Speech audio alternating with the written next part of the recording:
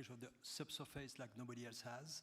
We have boots on the ground, capacity on the ground, $700 million of equipment value on the ground in Venezuela, ready to mobilize for all of our partners, customers.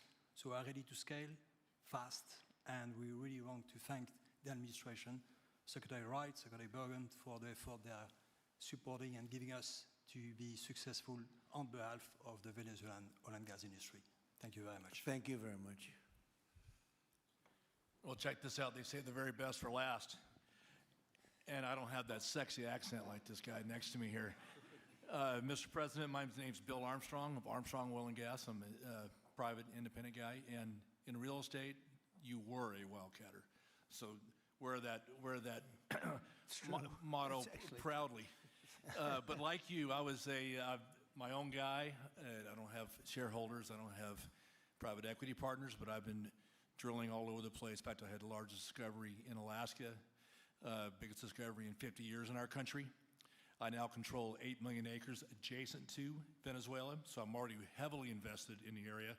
We share a 150-mile border with Venezuela in the countries of Aruba and Curacao, and we are ready to go to Venezuela. It is, in real estate terms, it is prime real estate, and it's kind of like West Palm about 50 years ago. Yeah. Very ripe. Yep, I agree with you. Thank you. Congratulations. Thank you. So I think what we're going to do is speak without the press to these gentlemen, see what kind of a deal we can make. We're going to get them involved. I'm going to ask Doug and Chris and some of the people that we have from the business standpoint representing our country to start talking about the confines of a deal. I have an idea what I want, what I think we should have. We have to get them to invest, and then we have to get their money back as quickly as we can, and then we can divvy it all up between Venezuela, the United States, and them. I think it's simple. I think the formula is simple. We start with a brand new plate, and it's going to be a tremendous success. I think it's going to be probably like few other things could ever be. There's so much. Venezuela's been really taken advantage of by a lot of people because they drill very little. I mean, as much as you hear they drill very, very little, very small percentage. But now that'll change, and it'll change very rapidly because these are the biggest people, and it'll change very rapidly. So if you don't mind, I'll ask the press to leave, and we will see what kind of a deal we're going to make with these geniuses, and I think you're going to come out very good. Thank you all very much. Thank you. Thank you.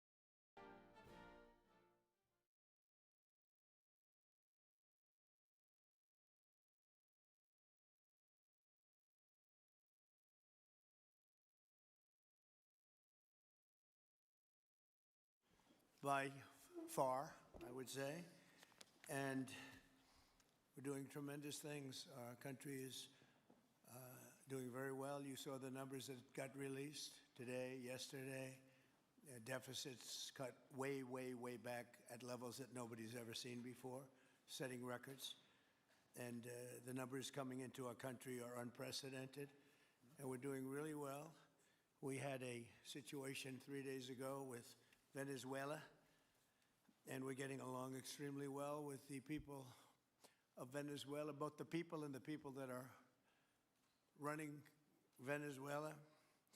I just want to thank our military. What they've done is incredible. That was considered unprecedented, to go into a military fort with thousands of soldiers and others, and to come in with 152 planes going every which way, and very rapid speeds and helicopters, and to come out with no deaths and the loss of no equipment. It was pretty amazing. Nobody's seen anything like it.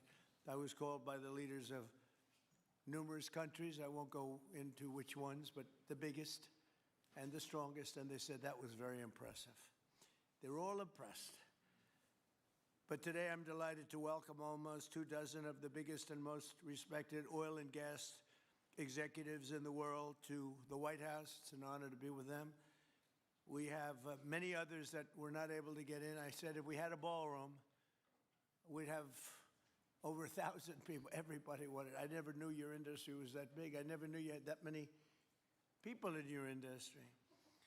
But here we are. And if you look, come to think of it, well, I got to look at this myself.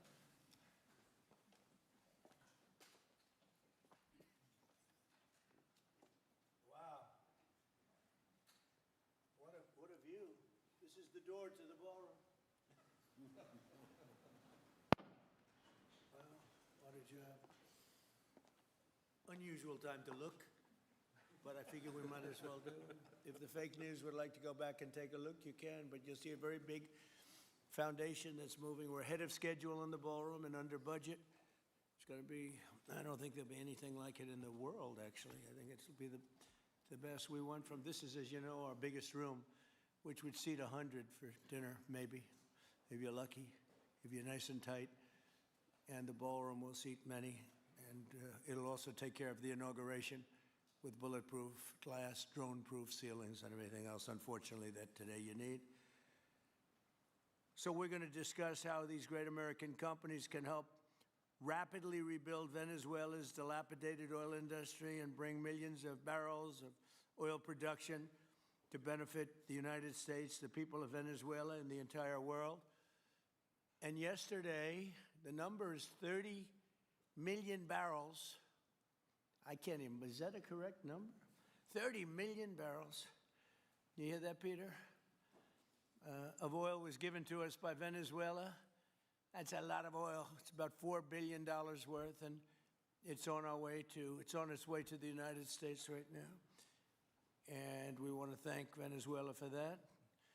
And we're working very well with them, obviously, or they wouldn't have been so generous. But they respect us again. They didn't respect us at all before.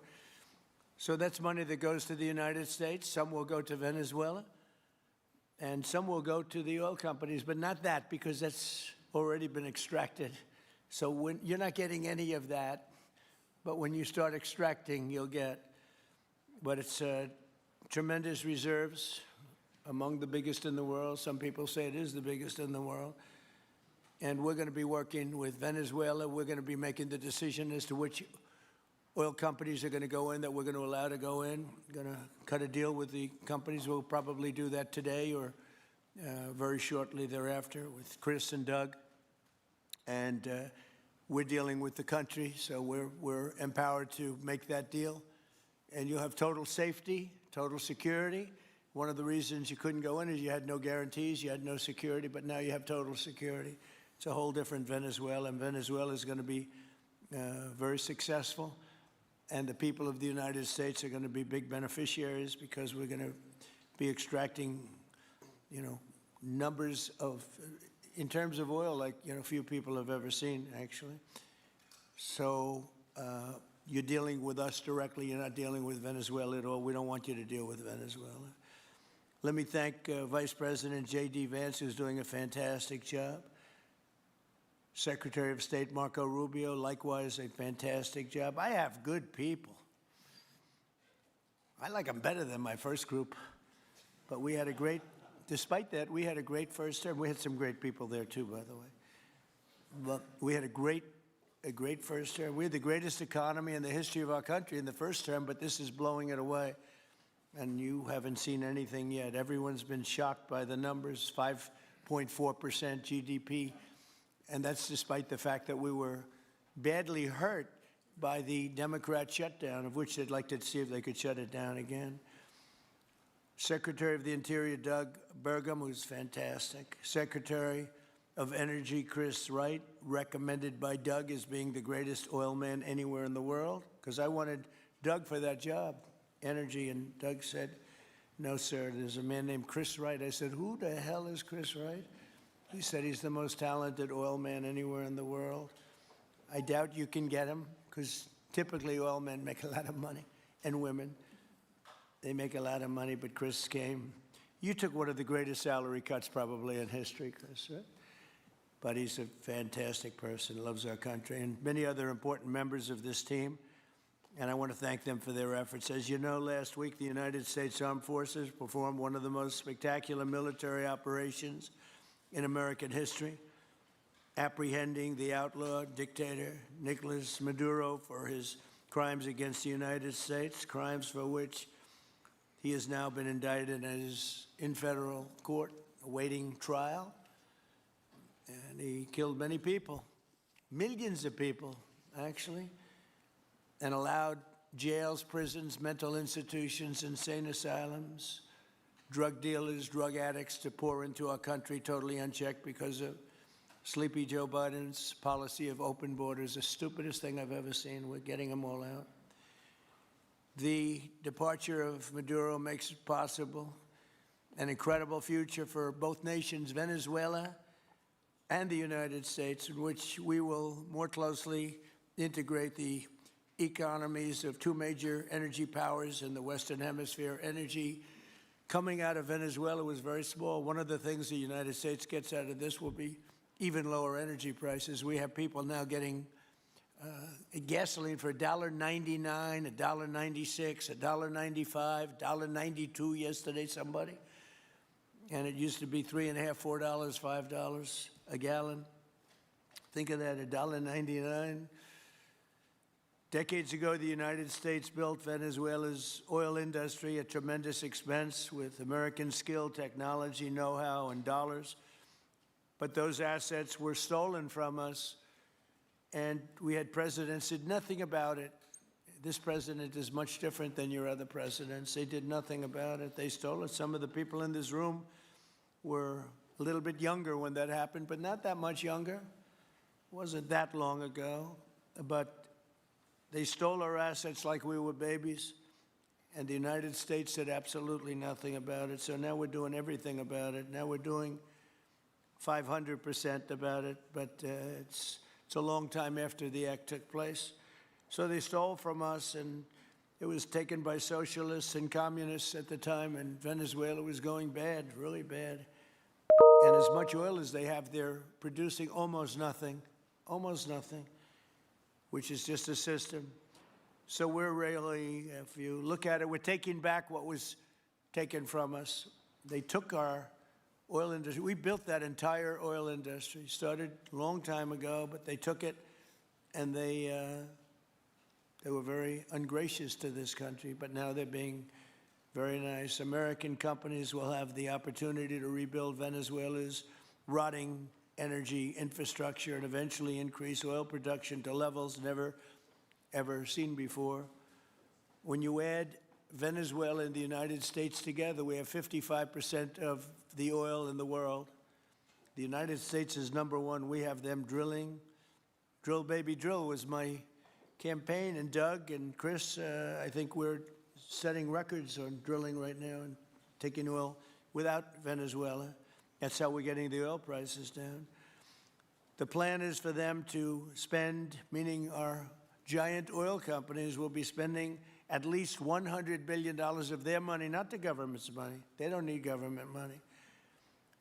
But they need government protection and need government security that when they spend all this money, it's going to be there so they get their money back and make a very nice return. The plan is for them to spend at least $100 billion to rebuild the capacity and the infrastructure necessary. Venezuela has also agreed that the United States will immediately begin refining and selling up to 50 million barrels of Venezuelan crude oil, which will continue indefinitely. We're all set to do it. We have the refining capacity. It was actually based very much on the Venezuelan oil, which is a heavy oil, very good oil, great oil. It's fantastic for certain things like asphalt roads, the best there is in the world for asphalt roads and other things. All of the companies here today are going to be treasured partners in bringing the nation of Venezuela back to life, restoring its economy, and generating great wealth for their companies and for their people, and also great wealth for the American people, and tremendous wealth for the companies that are going in. The companies that are going in, and if you don't want to go in, just let me know, because I got 25 people that aren't here today that are willing to take your place. So I just want to thank, these are people that I either know or I know of by reading lots of business magazines and journals and papers. These are the greatest oil people anywhere in the world. Harold Hamm, I see, is here. Harold, you know, there's a story about Harold Hamm that he can look at a piece of land, put a straw into the land, and oil pours out. Is that true about you? Whereas some of you guys have to invest hundreds of millions of dollars to find that oil. So we can't let that story be true. But they say Harold puts a straw into the land and oil comes gushing out. So you're not a big R&D person, are you, huh? He's called instinct for oil. Now, he's got other problems, but we won't talk about those problems. But he's been a great supporter of mine for a long time, haven't you, Harold? So congratulations. But we have, and I think Harold would agree, we have the greatest oil men and women anywhere in the world sitting in this room right now. And we have a lot of people that will be back to see us sometime next week. We're going to have another meeting for another group. But we're going to do this very quickly. We can have this done almost immediately. So I'd like to thank you all for being here. I'd like to invite Vice President Vance to say a few words, followed by Secretaries Rubio, Burgum, and Wright. And then we'll have a few words from representatives that are here and to discuss their ideas, a couple of them. We have Chevron, which has been, where's Chevron? Where are you? Far right. No, I thought you'd have a better location. You were the only one that was there for all that. I used to call you and say, what the hell is going on with Venezuela? He stuck it out. I don't know if you made money or not, but you stuck it out. I got to give you a lot of credit for that. Mark Nelson, thank you very much. Exxon CEO Darren Woods. Darren, thank you very much. How's Exxon doing? Okay? All right. They'll do a lot better now, won't they, huh? Exxon's been amazing. It's been an amazing company. And ConocoPhillips CEO Ryan Lance, thank you very much. So you guys could say something, and then we'll take some questions from the press. And if anybody else would like to speak, we'll have you speak. We have all the time in the world. This is a big subject. This is massive wealth, and more importantly than massive wealth, it leads to lower taxes and a lot of jobs for Americans and for Venezuelans, but for Americans in this case. And I just, again, appreciate you all being here. And I'd like to ask J.D. to say a few words, please. Thank you. Thank you, Mr. President, and thanks to everybody for being here. You know, as a Marine Corps veteran for my entire lifetime, presidents, and let's be honest, they were Democrats and Republicans, would send the American military to far-off places. They would get us involved in these endless quagmires. They would lose hundreds or thousands of American lives, and the American people would get nothing out of these misadventures. And now you have an American president who's empowered the American military to stop the flow of drugs into our country and to ensure that we, as opposed to our adversaries, control one of the great energy reserves that exist anywhere in the entire world. And he did it without losing a single American life in the process. It was an amazing operation. It's going to make our country richer. It's going to make our country more powerful. It's going to make our country safer. And it's going to lead to the decline, the further decline of drug overdose deaths in the United States of America. An amazing thing, and I'm happy to be here to talk about how we can make it an even bigger and better operation for the American people. Thank you, sir. Thank you very much. Marco?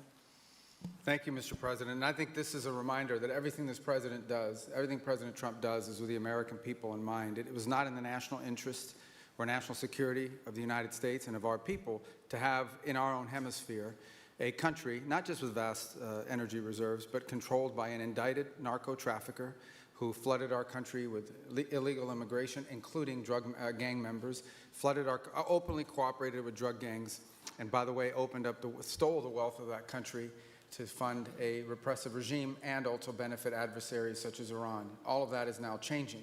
As part of this process, the first phase, of course, is the phase we're in now, which is the stabilization phase. We do not want to see destabilization in the country. We're working very cooperatively with the interim authorities there to provide a market for the sale of the wealth of Venezuela in such a way that benefits the people, both of the United States, but also the people of Venezuela. And as a reminder to everyone, the President announced this just 2 days ago, every penny, everything they buy with the money that they're making from the oil now, Mr. President, will be bought from America.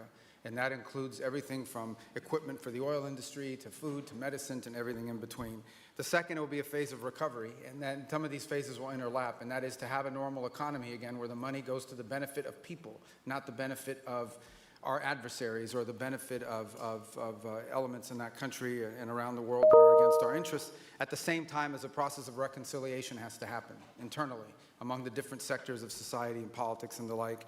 And finally, the third phase, which is the most important of the three, is when the country fully transitions into a normal country that we have strong economic and diplomatic and relations with, that is friendly towards the United States, that's not a foothold for our adversaries, that serves our interests, but also the interests of the people. It'll be a country that is wealthy, a country that is prosperous for the people, not for a handful of criminals, but also a country that is supportive of our interests in the region and throughout the world. And we thank you, Mr. President, and the team you've assembled that have brought us to this point. A lot of work remains, important work, but this is historic. Okay, thank you very much. Doug? Well, Mr. President, I want to thank you for your leadership, not just as President, but as Commander-in-Chief. The boldness, the execution, the breathtakingly precise work that you've delivered both in Iran back in June and here has changed the field for the whole world.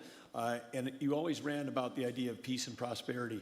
And in Venezuela, as you know, this was a playground for every bad actor in the world. We had Russians, Iran, terror groups, all of them profiting from this criminal organization that was pretending to run the country. That makes America safer. You've secured the border, we're stopping the flow of drugs, and now with the normalization of relationships on an economic basis, it's going to mean tremendously for the prosperity of the American people. So I just want to say again, congratulations to you and to the entire leadership team. It's been an amazing, historic week on the scale of things that we haven't seen perhaps for 125 years in terms of the U.S. Exerting its influence over Latin America in a way that's going to make a change for generations. And on behalf of all the oil executives that are here today, Chris and I want to say thank you to all of you. It's your technology, your innovation that has put America in the place where today we are the most energy dominant country in the world.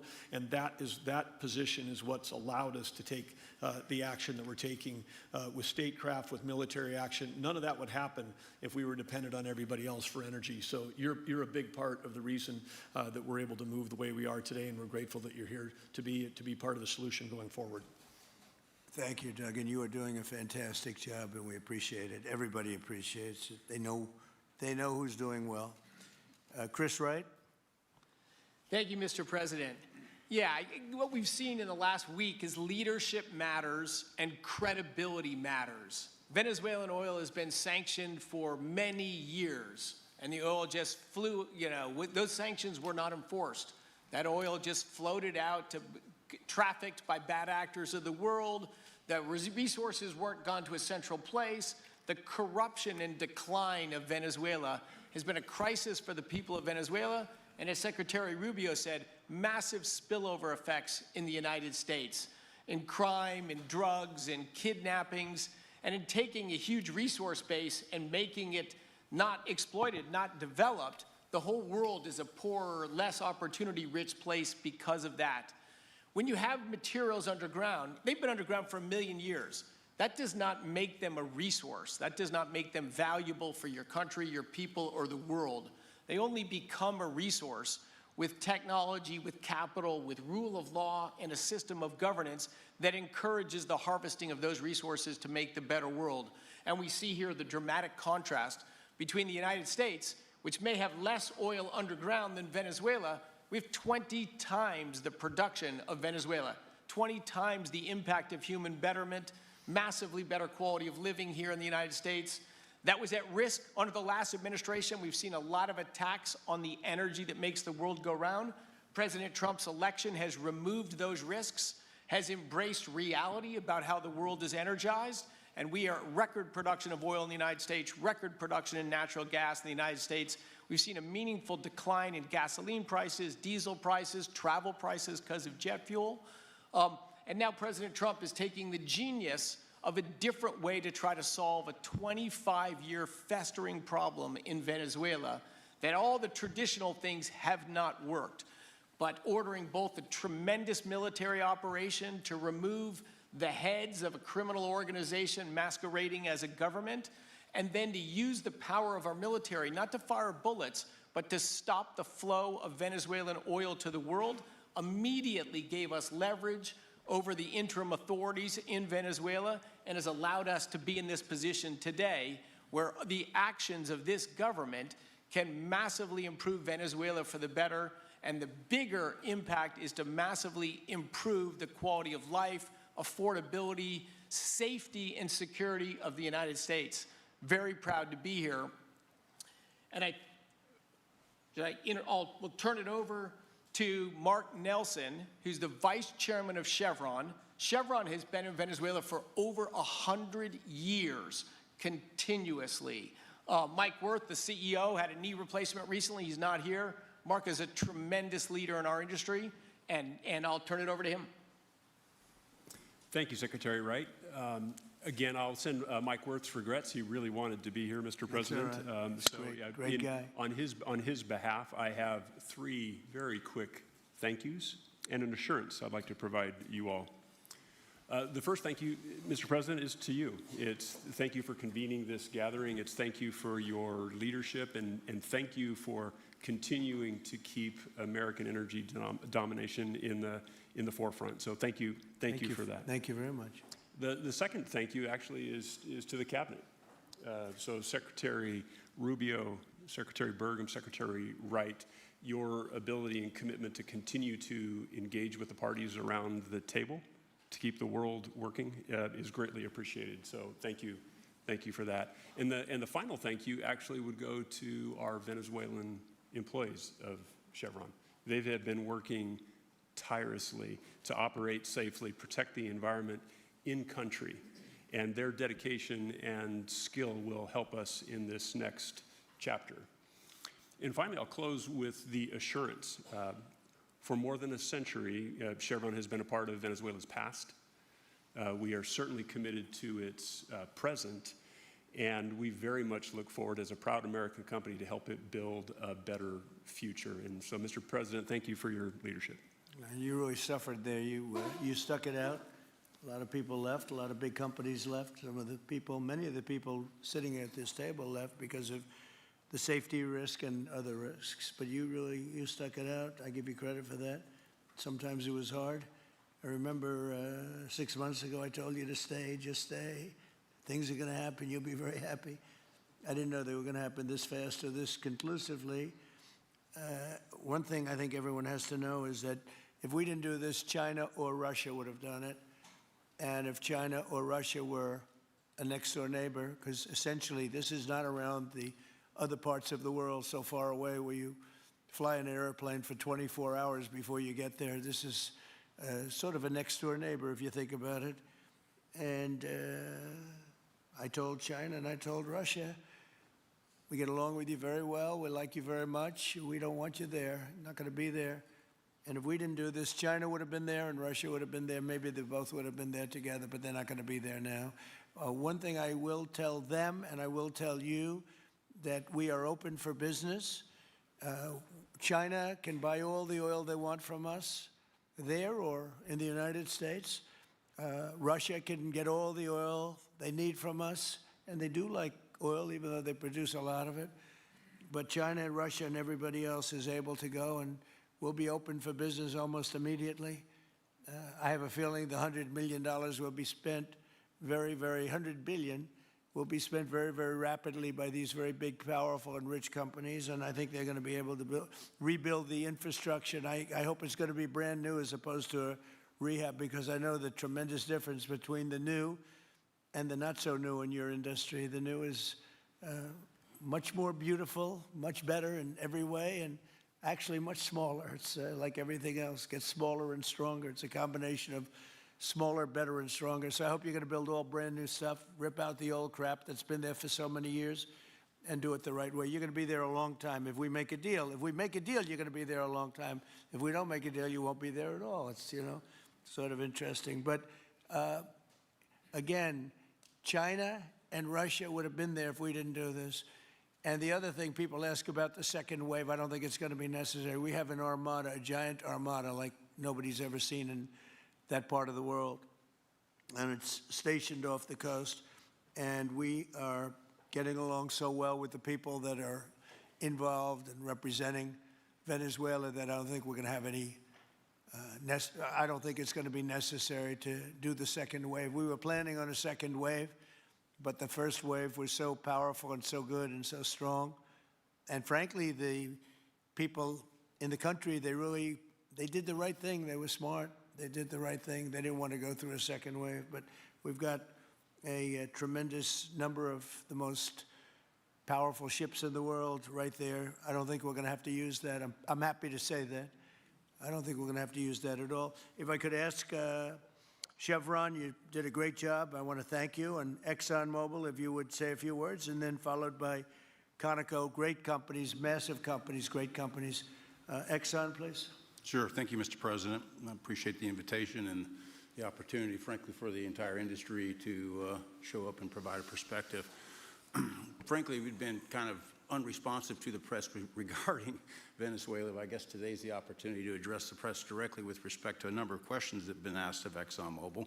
First and foremost, obviously, is the interest that we have in Venezuela. And I think, the way I would position that, I think one of the reasons why we see many of the industry players here is we're in a depletion business for a product that is in great demand and will be in demand for many, many, many decades to come.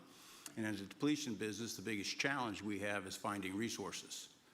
There's an opportunity in Venezuela with all the resources there is we don't have that challenge of finding, we have the challenge of developing those resources. So I think it's in the best interest of these companies and frankly society as a whole for the industry to be interested in understanding what the opportunity here represents. I'll just share a philosophy that ExxonMobil has when we enter countries because we do business all around the world in a number of different regimes. We take a very long-term perspective. The investments that we make span decades and decades, so we do not go into any opportunity with a short-term mindset. And there's a value proposition that we have to meet. It has to be a win-win-win proposition. Obviously, it has to be a win for the company and our shareholders and to generate a return for the investments that we make. It has to be a win for the government. The resources are an important source of revenue that helps support the people of the places that we do business. And it has to be a win for the people. We have to be wanted there and to be a good neighbor. And those three things ensure a stable, long-term platform for the large investments that we make for the long term. With respect to Venezuela in particular, we have a very long history in Venezuela. In fact, we first got into Venezuela back in the 1940s. We've had our assets seized there twice. And so you can imagine to re-enter a third time would require some pretty significant changes from what we've historically seen here and what is currently the state. If we look at the legal and commercial constructs and frameworks in place today in Venezuela, today it's uninvestable. And so significant changes have to be made to those commercial frameworks, the legal system. There has to be durable investment protections, and there has to be a change to the hydrocarbon laws in the country. We're confident that with this administration and President Trump working hand in hand with the Venezuelan government, that those changes can be put in place. And with respect to the Venezuelan government, that perspective we don't have a view on. We haven't talked to the Venezuelan government, and obviously we have yet to assess the people's perspective with respect to ExxonMobil entering the country. In the short term, there are things that can be done while these longer-term issues are being worked. For us, we haven't been in the country for almost 20 years. We think it's absolutely critical in the short term that we get a technical team in place to assess the current state of the industry and the assets, to understand what would be involved to help the people of Venezuela get production back on the market. With the invitation of the Venezuelan government and with appropriate security guarantees, we are ready to put a team on the ground there. We also have a integrated set of capabilities from production to refining to trading, and I think we can be of assistance to getting the Venezuelan crude to market and realizing a market price to help, again, with the financial situation in Venezuela. So those are my short-term perspective that I have. I'd say maybe close with a thank you, Mr. President, for the work that you've done to secure not only the national security, but the energy security of the region. And then thank you, Secretary Rubio, Secretary Wright, Secretary Burgum, for your leadership in this matter. Thank you. How long would it take you, Darren, as Exxon to, if we make a deal, and if we make a deal, how long would it take you to get in there and get started? Well, the first step, this technical team, as I talked with Secretary Wright earlier this week, we started from the beginning to put the team together so that if and when it was needed, we could hit the ground almost So you laid the immediately. groundwork. So we can hit the ground within the next couple of weeks, start the great. assessment. And then from there, we need to understand. That's what the- we want. We want speed and quality. Yeah, that's what we want. Thank you, Darren. And Conoco, Ryan? Thank you, Mr. President. Appreciate the opportunity to be here, too, and you've assembled a great team. And our congratulations as well for removing one of the terrible people in the world and bringing them to justice. It was quite amazing. I think you've given hope to the people of Venezuela again, which I think is quite remarkable. And we've been on the other end of that despot regime a long time. Our assets were expropriated. I had a little bit more hair when that happened. And you know, I think we're the largest non-sovereign credit holder in Venezuela today. So we're at a bit of a different situation, but I think your big and bold idea to use energy commerce instead of conflict is something that could make a real big difference in Venezuela. And our company certainly stands ready to help in that endeavor. Encourage you to continue to think bigger and even bolder. And we've had some discussions with your energy team about that as well. As we think about the other people that need to be in this room and in this discussion are the banks, and including probably the Exim Bank, as we think about how the debt needs to be restructured and the financing to deliver the billions of dollars that are required to restore their energy infrastructure. And I think as we think that big and bold, we need to be also thinking about even restructuring the entire Venezuelan energy system, including PDVSA. And I think if we can do that and think bold, there's an opportunity to be quick, fast, and restore the quality of what's happened in Venezuela, or what's been lost in Venezuela over the course of the last 25 years. So thank you for this opportunity. Well, thank you very much, and you'll get a lot of your money back. We're going to start with an even plate, though. We're not going to look at what people lost in the past, because that was their fault. That was a different president. You're going to make a lot of money, but we're not going to go back. You left a lot of money behind, I guess, huh? What number? 12 billion. How much? 12 billion? Well, good write-off. It's already been written off. It's been written. All right, thank you. You'll make it back one way or the other. You're all going to do very well. I think really very well. Marco just gave me a note. Go back to Chevron. They want to discuss something. Go ahead. I'm going back to Chevron, Marco. Thank you, Marco. Go ahead. Was there a question, Mr. President? Yes, go ahead, Marco. What are you saying here? Mark, if you increase, can yeah. update us on operations in the ground and with the appropriate approvals, what you might be able to achieve in the next 12 to 18 months, give us a little view from the ground. You bet, you bet. So today, Chevron has 3,000 employees in 4 different joint ventures in Venezuela today. And over the past 5 to 7 years, they've taken production from about 40,000 barrels a day to 240,000 barrels a day, essentially getting those facilities and that equipment up to standards that would be something that people in the room would be more accustomed to. Given the work we've done with Secretary Wright and Secretary Burgum and even Secretary Bessent, I think we have a path forward here very shortly to be able to increase our liftings from those joint ventures 100%, essentially effective immediately. We are also able to increase our production within our own disciplined investment schemes by about 50% just in the next 18 to 24 months. And that's just leveraging what's on the ground. So to Secretary Rubio's comments about phase 1, this is taking the momentum of improvements we've already made there locally and building on those and creating more momentum for the people of Venezuela. Do you think you have an advantage being there? You've been there by the skin of your teeth. It's been tough for you to be there. But do you think you have an advantage over the other people in this room by the fact that you are there?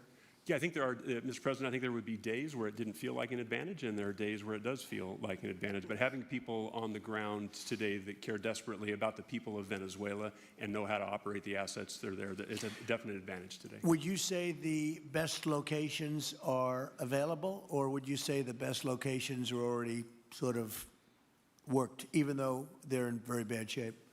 The best locations for finding oil, the best locations for oil.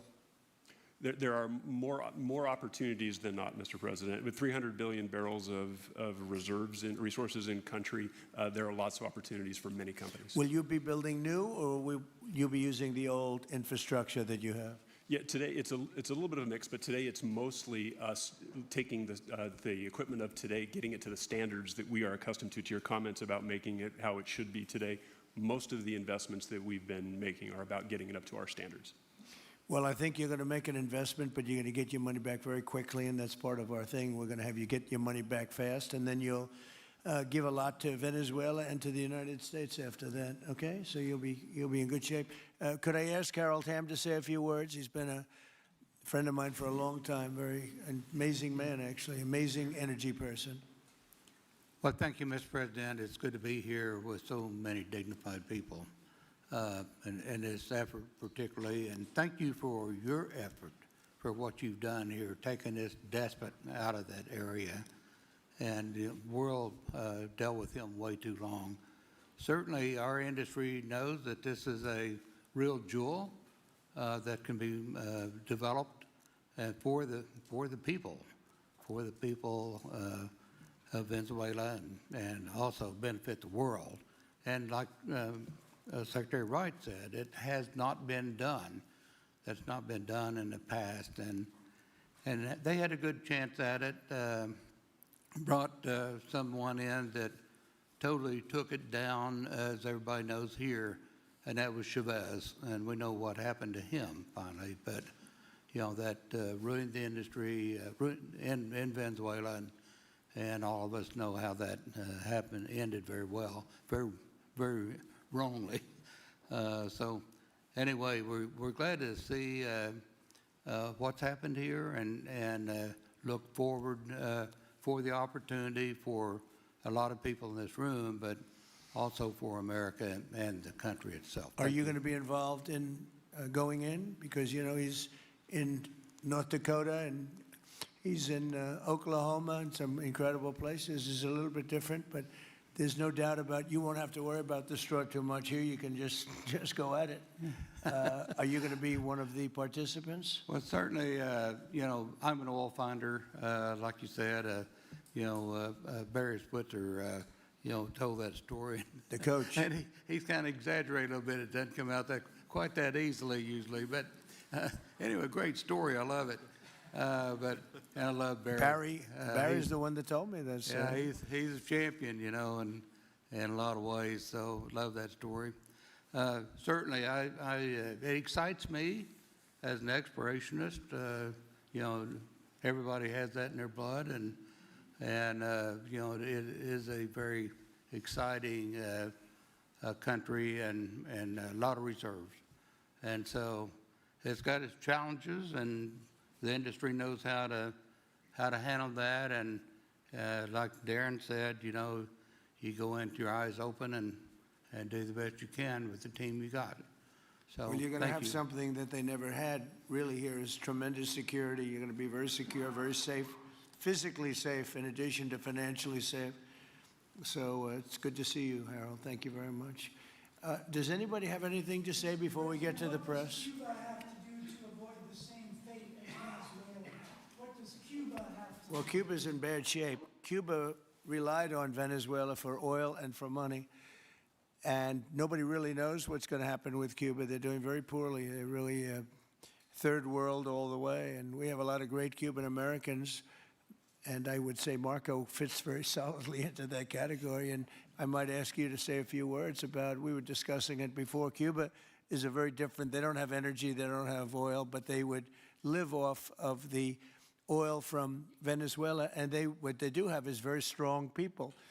And very powerful people militarily, and they would protect the people running Venezuela, and they would take in a lot of money from Venezuela. Now they don't have that. They won't be taking in any money. So, Marco, what do you think? Well, I mean, the fundamental problem in Cuba is that it's run by incompetent people that don't know what an economy looks like, much less a functioning one. They've made a choice, and that is they would rather have political control over their people than they would to have an economy that functions. And they've gotten away with it for 60-something years because they've had donors, the Soviet Union, and now most recently Venezuela. But that's now gone. So the people in control in Cuba have a choice to make. They can either have a real country with a real economy where their people can prosper, or they can continue with their failing dictatorship that's going to lead to systemic and societal collapse. So it's a very stark and dramatic choice, and it's one we hope to make the right one. We don't have an interest in a destabilized Cuba. But that would be their fault because they refused to allow the people of Cuba to have either economic or political freedom for that matter. And Holly, you have a lot of people in this country that want to go back to Cuba and help Cuba. A lot of people have left, they came in penniless, they didn't have anything, and they become very rich people in our country, and they want to very much go back and help Cuba. So that's something that Cuba has that a lot of other places don't have. Peter? President Trump, thank you. I do want to ask you about Minnesota, but first, just more on topic. President Zelensky said that he was watching with the rest of the world as you made this order to go and capture Nicolas Maduro. And he said, if that's how it works with dictators, then the United States knows what to do next. Sounds like he wants you to go and capture Vladimir Putin. Would you ever order a mission to go and capture Vladimir Putin? Well, I don't think it's going to be necessary. I think we're going to have I've always had a great relationship with him. I'm very disappointed. I settled 8 wars. I thought this would be in the middle of the pack or maybe one of the easier ones. And I don't know if you know, Peter, the last month, they lost 31,000 people, many of them Russian soldiers, and the Russian economy is doing poorly. I think we're going to end up getting it settled. I wish we could have done it quicker because a lot of people are dying, and mostly soldiers. They get hit in Kiev and they get hit a little bit here and there, and people are dying there too. But largely, it's the soldier population. When you have 30,000, 31,000 soldiers dying in a period of a month, 27,000 the month before, 26,000 the month before that, that's bad stuff. So, as you know, President Biden gave $350 billion to Ukraine to fight, and we would never get that back, although I did make a rare earth deal to get it back, so we will be getting it back, but shouldn't have done that. It was a bad thing to do.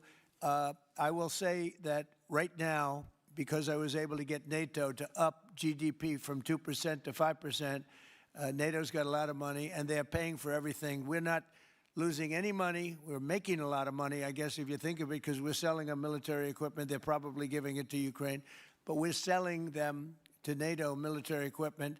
We're getting full price and all of that. But that's not a big deal to me. What is a big deal is stopping a war where 30,000 people are being killed every single month. On Minnesota, the vice president yesterday suggested that Renee Good, who was killed by this ICE officer, was part of a broad left-wing network. What has your team told you about this broad left-wing network? Who is in charge of it? Who's part of it? What's it called? Well, I haven't seen the vice president's statement, but he's generally very accurate. I hate to say. Look, I watched that yesterday, and there were a lot of different forms to it. But there was a woman screaming, "Shame, shame, shame, shame."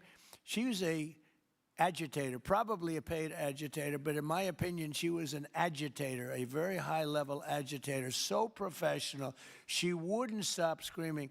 I said, this isn't a normal situation. This is a professional troublemaker, because you heard it and I had it. Now, I will say this. The news sort of turned her down, turned her off, because you're trying to watch. She was so loud and so crazy and just not normal. When somebody sees something like that, they don't go screaming and the same words. So I guess you could say professional, but I didn't think she did a very good job. You have agitators, and we will always be protecting ICE, and we're always going to be protecting our Border Patrol and our law enforcement. Yeah.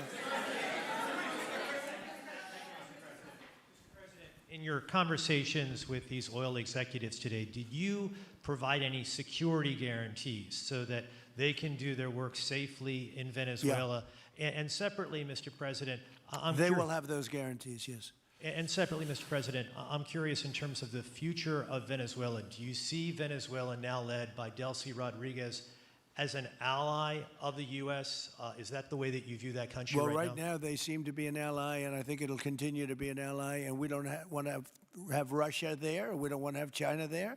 And by the way, we don't want Russia or China going to Greenland, which if we don't take Greenland, you're going to have Russia or China as your next-door neighbor. That's not going to happen.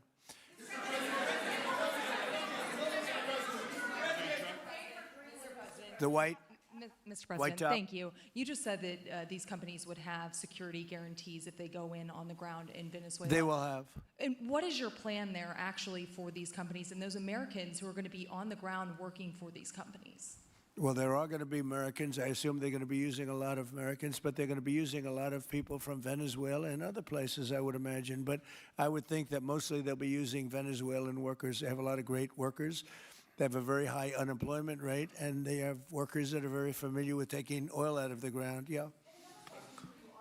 How long do you think the Ayatollah will be in power after what we've seen play out on the ground there? When is the U.S. going to get involved now that reports of protesters being killed on the ground? So Iran's in big trouble.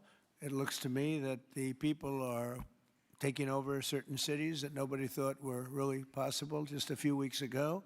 We're watching the situation very carefully. I've made the statement very strongly that if they start killing people like they have in the past, we will get involved. We'll be hitting them very hard where it hurts. And that doesn't mean boots on the ground, but it means hitting them very, very hard where it hurts. So we don't want that to happen. There have been cases like this where President Obama totally backed down. But this is something pretty incredible that's happening in Iran. It's an amazing thing to watch. They've done a bad job. They've treated their people very badly, and now they're being paid back. So let's see what happens. We're watching it. We're watching it very closely. Go ahead, please. Yes, go ahead. Thank you so much, Mr. President. Do you have any comments on reaction to the recent attacks by the Syrian government alignment groups against US-backed Kurdish forces in Aleppo, Syria, which killed dozens of civilians and displacing many families?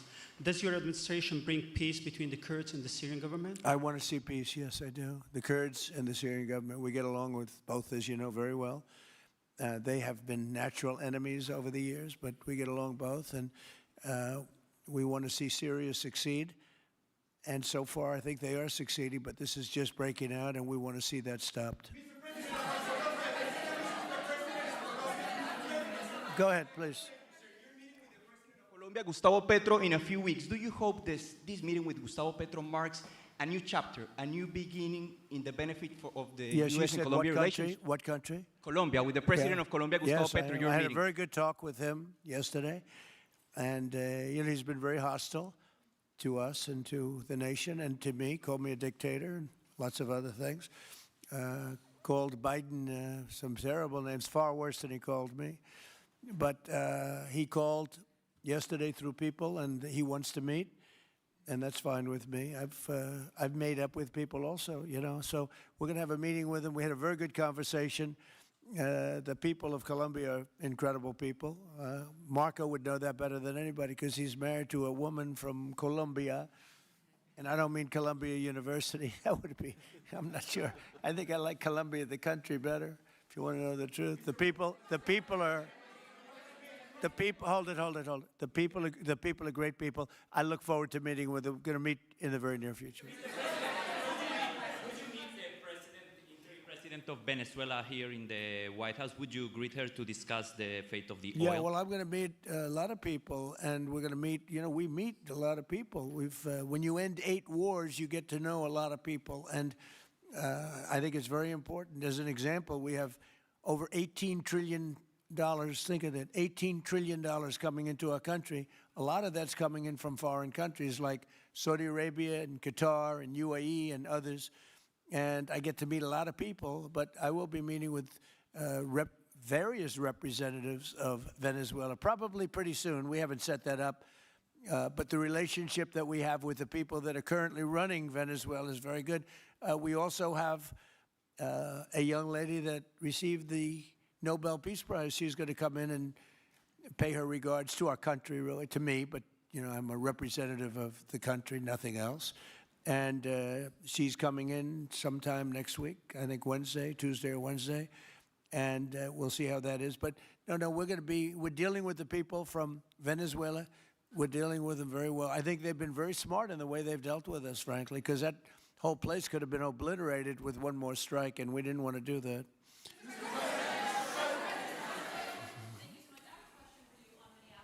Venezuela and your meeting with Machado next week, if she gives you her Nobel Peace Prize, will that change your view about her running that country? Well, I have to speak to her. I'm going to have to speak to her. She might be involved in some aspect of it. I will have to speak to her. I think it's very nice that she wants to come in, and that's what I understand the reason is, because Norway is very embarrassed by what took place. I mean, they're getting decimated. Look, whether people like Trump or don't like Trump, I settled 8 wars, big ones, some going on for 36 years, 32 years, 31 years, 28 years, 25 years, some just getting ready to start, like India and Pakistan, where already 8 jets were shot out of the air, and I got it done in rapid order without nuclear weapons. I can't think of anybody in history that should get the Nobel Prize more than me, and I don't want to be bragging, but nobody else settled wars. Obama got the Nobel Prize. He had no idea why. He still has no idea. He walks around and he says, I got the Nobel Prize. Why did he get a Nobel Prize? He got it almost immediately upon attaining office, and he didn't do anything, and he was a bad president. So, I mean, you should get the Nobel Prize for every war you stopped. These were major wars. These were wars that nobody thought could be stopped. President Putin called me, and he said about 2 of the wars that he's been trying to stop them for 10 years. He wasn't able to do it. He couldn't believe it. So in theory, you should get the Nobel Prize for every war you stopped. Every one of them was major. But I don't care about that. What I care about is saving lives. I've saved tens of millions of lives. You know, the Prime Minister of Pakistan came here, and he made a very public statement. He said that President Trump saved minimum 10 million lives having to do with Pakistan and India, and that was going to be raging. So, you know, but I'm honored that she's coming here. I look forward to meeting her, yes. Go ahead. The state officials there have said that the FBI is not sharing evidence with them. Typically, they would conduct a joint investigation, as you know. Do you believe that the FBI should be sharing evidence with state officials in Minnesota? Well, normally I would, but they're crooked officials. I mean, Minneapolis and Minnesota, what a beautiful place, but it's being destroyed. It's got an incompetent governor, fool. I mean, he's a stupid person. And it looks like the number could be $19 billion stolen from a lot of people, but largely people from Somalia. They buy their vote. They vote in a group. They buy their vote. They sell more Mercedes-Benzes in that area than almost. Can you imagine? You come over with no money, and then shortly thereafter you're driving a Mercedes-Benz. The whole thing is ridiculous. So they're very corrupt people. It's a very corrupt state. I feel that I won Minnesota. I think I won it all 3 times. Nobody's won it since Richard Nixon won it many, many years ago. I won it all 3 times, in my opinion, and it's a corrupt state, a corrupt voting state, and the Republicans ought to get smart and demand on voter ID. They ought to demand maybe same-day voting and all of the other things that you have to have a safe election. But I won Minnesota 3 times, and I didn't get credit for it. I did so well in that state every time. The people were crying every time after. That's a crooked state. California is a crooked state. Many crooked states. We have a very, very dishonest voting system. The last time I won, 24, the one that just took place, I won because it was too big to rig. You couldn't rig it. It was too big. But I won the state of Minnesota. It's a corrupt voting system with an incompetent governor, a very incompetent governor. And by the way, he's a very corrupt governor, too. Go ahead. I have a question on Iran, but first, very quickly on Venezuela. How do you provide total security guarantees to these companies without putting U.S. boots on the ground? Well, we're going to work with the Venezuelan leaders and people, and we're going to have a very safe group, and they're going to also bring over some security with them. You know, these are not babies. These are people that drill oil in some pretty rough places. I could say a couple of those places make Venezuela look like a picnic. These people around the table, these are tough people. They go into areas that you wouldn't want to go. They go into areas that if they invited me, I'd say, no thanks, I'll see you back in Palm Beach. No, this is a tough group of people. They know how to do it. But we are, in addition to that, we'll have very good security for them. We're going to make sure that it's very, very good security. And I think the people of Venezuela are going to give you very good security. You know, the people... Now, I'm not talking even leadership. The people of Venezuela are going wild over this. They named a street after President Trump. What do? You attack a country and they name a street? That's never happened before, although I heard that's also taking place in Iran. They named a street. The protesters. I just hope, you know, just God bless them. I just hope the protesters in Iran are going to be safe, because that's a very dangerous place right now. And again, I tell the Iranian leaders, you better not start shooting because we'll start shooting too. With your glasses, sir, go ahead, please. President, but on the- Hold it. Two Next to questions you. for you. Yes, Both on glasses. Venezuela. The gentleman with the glasses. All right, thank you, Mr. President. With those very big glasses, actually. Yeah, Ferrari, actually. Mr. President, I have two questions. What do you want the European Union to do in Ukraine? The European leaders seem pretty divided on Ukraine. And then if you can reiterate this straight message that you have to the Iranian leader, to Khomeini, the message that you have. You're talking about Iran? Iran, yeah. What the do first I one want is on Iran Europe. to do? I'm sorry? Where are you from? Italy. Oh, nice place. Yeah. Okay. Thank you. The first question So is what on are you Europe. asking about Iran for? Well, if you can answer about Europe and what you think the Europeans should do on Ukraine, and then a message. Well, look, Europe has been doing so much for Ukraine, but it hasn't been enough. And obviously that I would say that President Putin is not afraid of Europe. He's afraid of the United States of America, as led by me. There's no fear of Europe. You know, Europe's fallen behind. And Europe, and JD said it very strongly, I don't know, he took a lot of heat, but I didn't give him any heat. Europe is a different place. Europe is changing. Europe has got to get its act together. I love Europe. I guess I came from Europe, essentially. I have my roots are in Europe, but Europe is a different place. They have to get their act together. Now they have a great NATO leader, and they've gone up to 5% from 2% GDP. That's a big step. But they have to be very careful with their immigration policy, and they have to be very, because, you know, I will just say, to be nice, that there are certain places in Europe that are very important that are no longer recognizable. I'm being very nice. I'm being very diplomatic when I say that. They are not recognizable. And they have to be careful on energy because they're putting windmills all over the place and losing a fortune.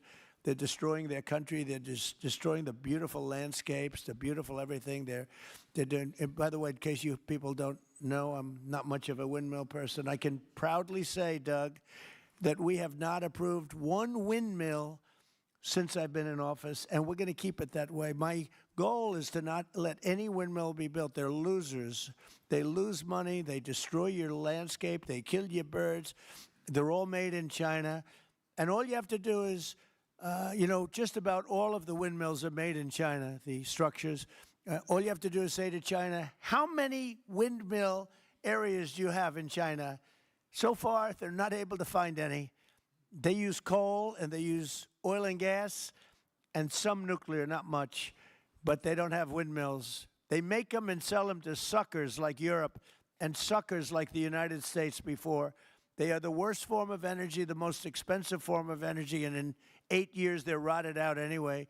Go take a look at Palm Springs, California, and take a look at what that looks like. It looks like a junkyard of steel. So we don't approve, and I've told my people, we will not approve windmills. Maybe we get forced to do something because some stupid person in the Biden administration agreed to do something years ago.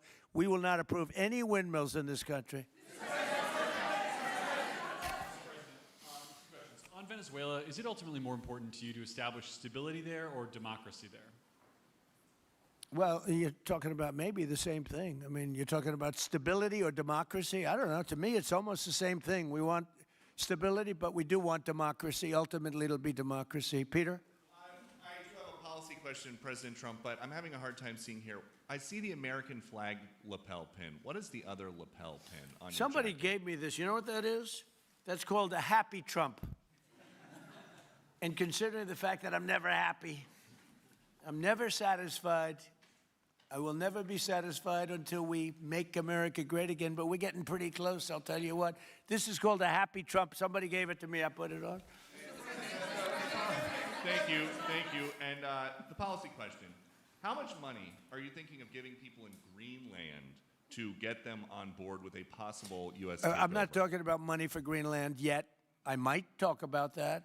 But right now, we are going to do something on Greenland, whether they like it or not, because if we don't do it, Russia or China will take over Greenland, and we're not going to have Russia or China as a neighbor. Okay?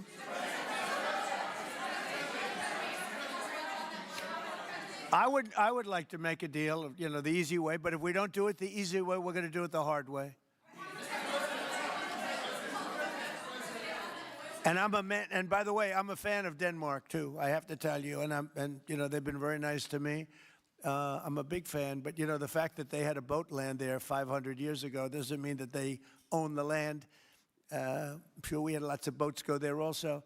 But we need that because if you take a look outside of Greenland right now, there are Russian destroyers, there are Chinese destroyers and bigger, there are Russian submarines all over the place. We're not going to have Russia or China occupy Greenland, and that's what they're going to do if we don't. So we're going to be doing something with Greenland, either the nice way or the more difficult way. Please, go ahead, ma'am. Mr. President, why is it so important to you to own it when you have a military presence there, which you could expand to affect the security? Because when we own it, we defend it. You don't defend leases the same way. You have to own it. And, you know, with a nation, look at what happened with Obama, with that horrible deal they made with Iran. It was a short-term deal. It was like a 9-year deal. Countries can't make 9-year deals or even 100-year deals. Countries have to have ownership. And you defend ownership, you don't defend leases. And we'll have to defend Greenland. If we don't do it, China or Russia will. It's not going to happen. We are not going to have, and I like China, I like Russia, I love the people of China, I love the people of Russia. I get along very well with President Putin, but I'm very disappointed in him. I get along very well with President Xi. I'm going to go over to China in April, but I don't want them as a neighbor in Greenland. Not going to happen. And by the way, and NATO's got to understand that. I'm all for NATO. I saved NATO. If it weren't for me, you wouldn't have a NATO right now. But we're not going to allow Russia or China to occupy Greenland, and that's what's going to happen if we don't. Go ahead. Mr. President, one, can you respond to that? And two, Yeah, it was an amazing report. The most amazing thing is government jobs are way down. And yet the unemployment or the employment numbers are very good. We've gotten rid of tremendous numbers of federal government jobs. Nobody's ever seen anything like it. And yet the employment numbers are very good. They're really getting better. But now we have all those people to work in the private sector for a lot more money. I think that's one of the very big things. The other thing is at 5.4%. And remember, this is after we had a shutdown. And that shutdown had an impact because the concept of the shutdown, even though it's before, people knew we were going to be shutting down. A lot of bad things happened. And by the way, on January 30th, you may have another shutdown. We'll see what happens. But I think the numbers, Caitlin, were really amazing. Look, to think about 5.4%, nobody thought that. They thought it was going to be 2%. And you know what it is? It's tariffs. And it's also November 5th. We had a great election.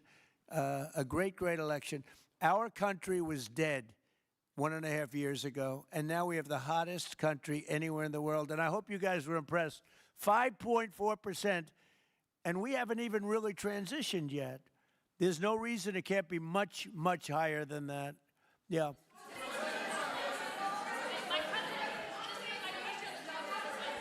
first off, can you respond to the manufacturing Let's numbers? give CNN a chance. You know, they've been fighting so hard to get back into the mainstream. Mr. President, you posted some numbers actually on Truth Social last night. People saying you posted the job data early when you're not supposed to obviously share it till the next morning. Did you do that on purpose? No, I don't know. If they posted them, I said post them whenever you get a chance. I don't know. They gave me some numbers. When people give me things, I post them. But the numbers are amazing. Yeah, please. How does the administration plan to distribute the money from the Venezuela oil sales? Is it, obviously you say it's going to go into these controlled accounts. Yeah. Would it go back to Venezuela in a direct payment? Is it going through these goods? How do you plan to do that? Well, we want to make sure that Venezuela can survive. You know, Venezuela needs money, and we're going to make sure that they get money, and we're going to get money, and the oil companies are going to make something for the work they do, and they're going to get back their money. We're devising a formula, but it won't be so much of a formula. It's going to be what they need. We're going to take care of what they need. There'll be plenty left over. We're going to have a lot of money left over. And the money left over is going to the United States of America, and the oil companies are going to be very happy. Yeah, please. Thank you, Mr. My second question is, would the administration offer offer a backstop to these oil companies for like financial guarantees, some sort of backstop, if the country did destabilize again? That's a very interesting question. Using the word backstop, I haven't heard that word in a long time. That was at the Wharton School of Finance I last heard. That's a good term. We ought to use it more often. I hope I don't have to give a backstop. I'm just, look, these are very smart people, the smartest people. They're not only in oil and business. These are the biggest companies in the world sitting around this table. They know the risks. I mean, there are risks. We're going to help them out. We're going to make it real easy. They're going to be there for a long time. We're going to be there together for a long, long time. And they're going to be taking the oil, and they're going to be bringing oil prices down. They're going to make a lot of money. They're going to get their money back. They're going to be safe. The people of Venezuela are going to be big beneficiaries, and the United States of America is going to be a big beneficiary for what we've done. And you know, one other thing I might say, it's also very big for national security because, again, just like Greenland, we can't have China or Russia occupy Greenland. We can't have China or Russia occupy Venezuela.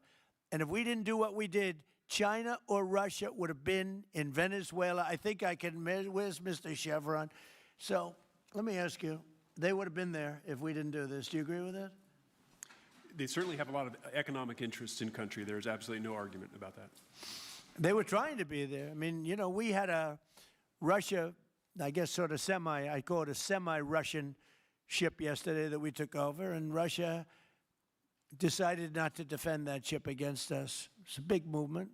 The ship was loaded up with oil, and we took the oil, and it came out of that port. But Russia would be there or China would be there, and we want them to be there for a different reason. We want them, do you people agree? In particular, China, they need a lot of oil. Russia doesn't need so much, but Russia was there anyway.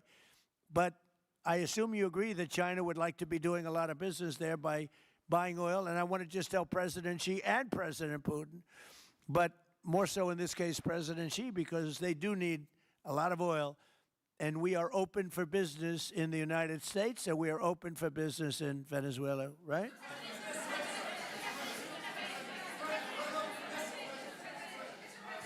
Go ahead, sure.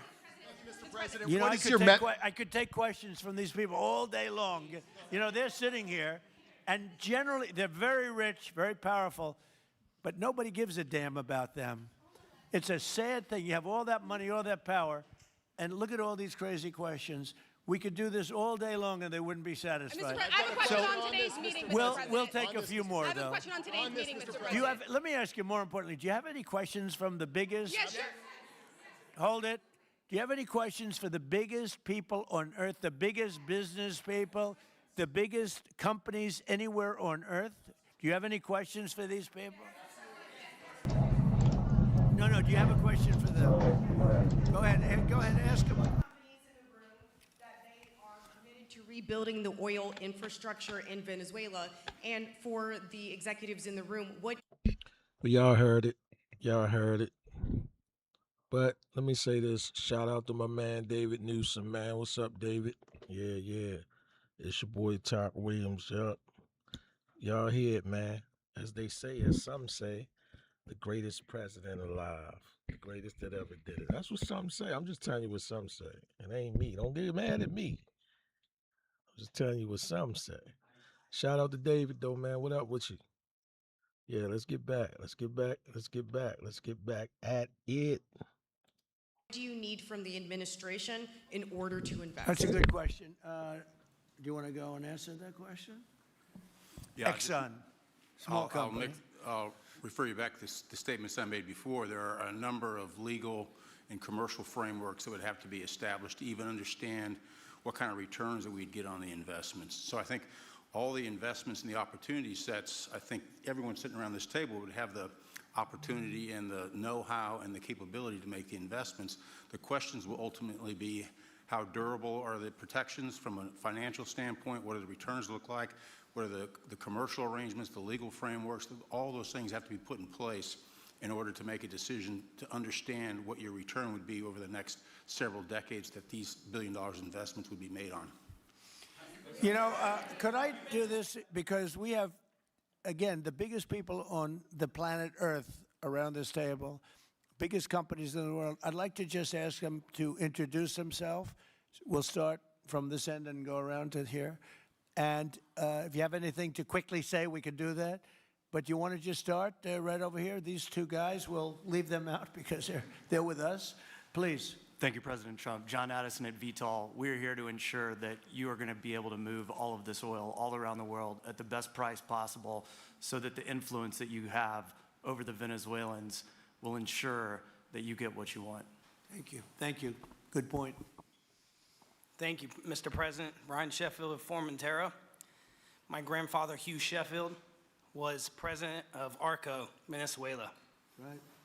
Thank you for what you did. Do you like what we're doing? There's a lot of shale there, a lot of upside. He would be very happy looking down. He'd be very proud of you right now, right? Yes, sir. Good. Thank you. Mr. President, Luis Rodriguez. I'm probably the only Venezuelan American sitting on around this table. I want to personally thank you for the courage of your actions over the last couple of weeks.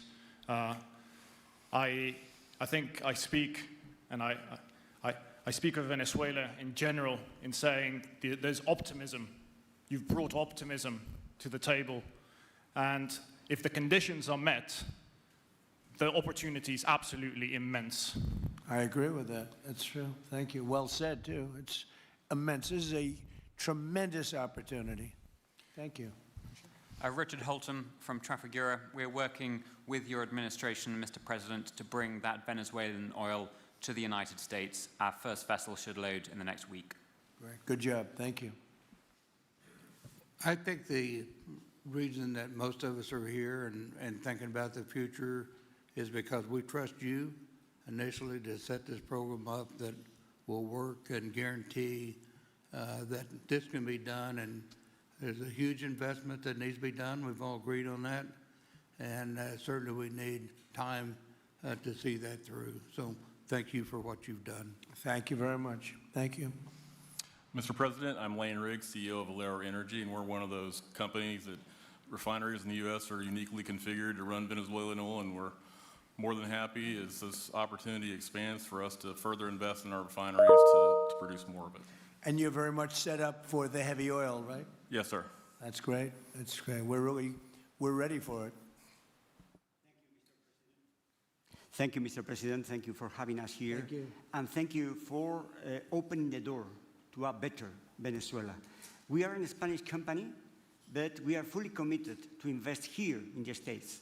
We have invested over the last 15 years, $21 billion in the American oil and gas industry, in Pennsylvania, in the Gulf of America, in Texas, and in Alaska, with the discovery of Pica that is going to have the first oil this quarter and is going to change, is going to reverse the declining history of that great state of Alaska. We are in Venezuela, Mr. President, with our partners of Eni. We produce the gas that guarantees the stability of a half of the grid power in Venezuela. So we are committed with this stability, and on top of that, we are on the ground. We have people, we have facilities, we have technical capabilities, and I take your point, Mr. President. We are ready to invest more in Venezuela.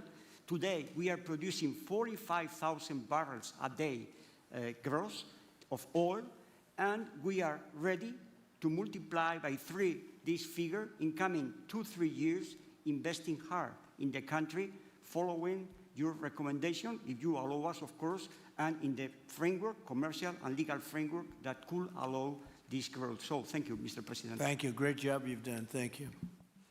Mr. President, thank you for having me. Matt Sheehy, I'm with Tallgrass Energy. We are an infrastructure business, so whether it's oil, gas, CO2, we move that around. So most of my customers are sitting around the table and happy to lend our expertise to what's going on in Venezuela to support the people. And obviously infrastructure is going to be critical to